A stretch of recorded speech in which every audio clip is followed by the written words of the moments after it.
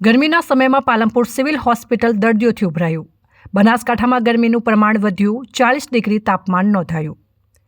બનાસકાંઠા જિલ્લામાં ગરમીનું પ્રમાણ દિન પ્રતિદિન વધી રહ્યું છે. ત્યારે સવારે 25 તેમજ બપોરના સમયે 40 ડિગ્રી ઉપરાંતનું તાપમાન જોવા મળી રહ્યું છે, જેથી લોકો ગરમીના કારણે બપોરના સમયે બહાર નીકળવાનું ટાળી રહ્યા છે અને એસી તેમજ કુલરનો સહારો લઈ રહ્યા છે.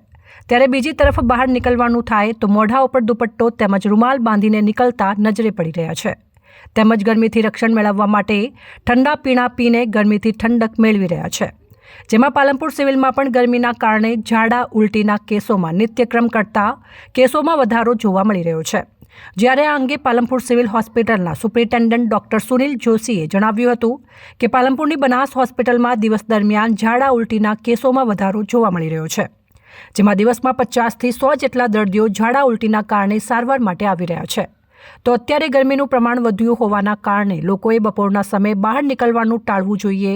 તેમજ જો ઝાડા ઉલટી કે અન્ય બીમારીના લક્ષણો જણાતા હોય તો નજીકની હોસ્પિટલમાં જઈ તબીબી સારવાર લઈ લેવી જોઈએ.